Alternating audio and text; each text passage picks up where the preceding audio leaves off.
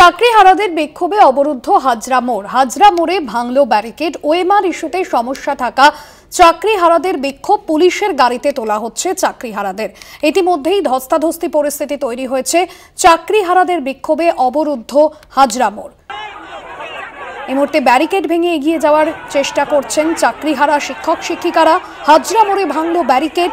OMR ইস্যুতে সমস্যা থাকা চাকরিহারাদের বিক্ষোভ, পুলিশের গাড়িতে তোলা হচ্ছে চাকরিহারাদের। ইতিমধ্যেই ধস্তাধস্তি পরিস্থিতি তৈরি হয়েছে, সেই ছবি দেখছেন আপনারা।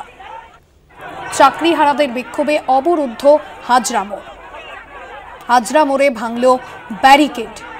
চাকরিহারা শিক্ষক শিক্ষিকারা তারা এগিয়ে যাচ্ছেন। মূলত ওএমআর সমস্যায় থাকাই চাকরিহারাদের বিক্ষোভ। গত সোমবার থেকে এসএসসি ভবনের সামনে তালিকা প্রকাশের দাবিতে আমরা দেখেছিলাম বিক্ষোভ দেখাচ্ছিলেন এবং অবস্থান বিক্ষোভ করছিলেন চাকরিহারা শিক্ষক শিক্ষিকারা। শুভঙ্কর মণ্ডল রয়েছেন এই মুহূর্তে ফোন লাইনে। শুভঙ্কর, এই মুহূর্তে ছবিটা ঠিক কি হাজরা মোড়ে? দেখো, এই মুহূর্তে হাজরা মোড় যে অবরুদ্ধ হয়েছিল তা কিন্তু পুলিশ তারা ধরপাকড়ের মাধ্যমে প্রচুর এরকম যারা চাকরিহারা শিক্ষক শিক্ষিকা রয়েছে, বিশেষ করে যারা যোগ্য তালিকায় নেই ও ওএমআর সমস্যা যাদের ছিল তারাই মূলত এই অবস্থান এবং ব্যারিকেড ভাঙার প্রচেষ্টা চালিয়েছিল। তাদেরকে ছত্রভঙ্গ করে প্রেজেন্ট ভ্যানে, বেশ কয়েকটি প্রেজেন্ট ভ্যানে তাদেরকে তুলে নিয়ে যাওয়া হয়েছে এবং তাদেরকে ছত্রভঙ্গ করতে পুলিশ সফল হয়েছে। রাস্তা এই মুহূর্তে কিন্তু অবরোধ মুক্ত করা হয়েছে, সরিয়ে দেওয়া হয়েছে, তাদেরকে ছত্রভঙ্গ করে গাড়ি চলাচল শুরু হয়েছে।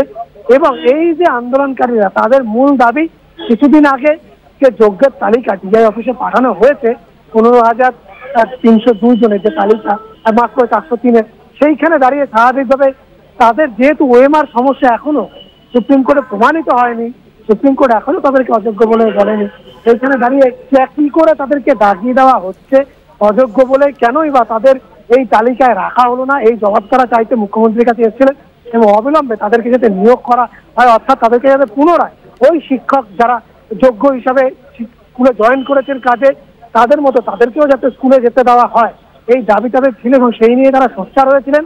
এবং 12:30 থেকে তাদের এই অবস্থান কর্মসূচি চলছিল। হঠাৎ করে তারা ব্যারিকেড ভাঙার চেষ্টা করেন, মুখ্যমন্ত্রী বাড়ির দিকে এগোতে চেষ্টা করেন। পুলিশ তাদেরকে প্রথমে বোঝায় যে মুখ্যমন্ত্রী নেই, ডেপুটেশন কপি তারা অফিসে দিতে পারেন, কিন্তু তারপরে দেখা যায় তারা কিন্তু রণমূর্তি ধারণ করে এই ব্যারিকেড ভাঙার চেষ্টা করেন এবং তাতেই পুলিশের সঙ্গে ব্যাপক ধস্তাধস্তি হয় এবং তারপর পুলিশ প্রেজেন্ট ভ্যান নিয়ে এসে তাদেরকে এখান থেকে তুলে নিয়ে যায়। রাস্তায় এই মুহূর্তে সম্পূর্ণ অবরোধ মুক্ত। একজন আন্দোলনকারী সে অল্প বিস্তর আহত হয়েছে, এখানে তাকে ট্রমা কেয়ার যে অ্যাম্বুলেন্স রয়েছে পুলিশের, তাতে করে নিয়ে যাওয়া হয়েছে। তবে অবস্থান অবরোধ কিন্তু এই মুহূর্তে আর এখানে নেই, তাদেরকে এখান থেকে সরিয়ে দেওয়া হয়েছে। আগের মতো পরিস্থিতি এই মুহূর্তে কিন্তু স্বাভাবিক রয়েছে। তবে পুলিশ হাজরা মোড়ে মোতায়েন রাখা রয়েছে এবং মুখ্যমন্ত্রীর বাড়ির দিকে যে রাস্তা, সেই রাস্তা কিন্তু এখনো পর্যন্ত ফেন্সিং ব্যারিকেড দিয়ে আটকানোই রয়েছে, সেটি কিন্তু এখনো খোলা হয়নি।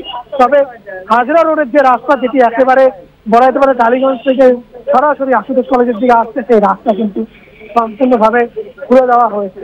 অর্থাৎ এই রাস্তা কিন্তু একেবারে এসকে মুখার্জি রোড সম্পূর্ণভাবে খুলে দেওয়া হয়েছে, যান চলাচল সেখানে শুরু হয়েছে স্বাভাবিকভাবে। ধন্যবাদ জানাবো শুভঙ্কর। শুভঙ্কর মণ্ডল ছিলেন আমাদের প্রতিনিধি ফোন লাইনে।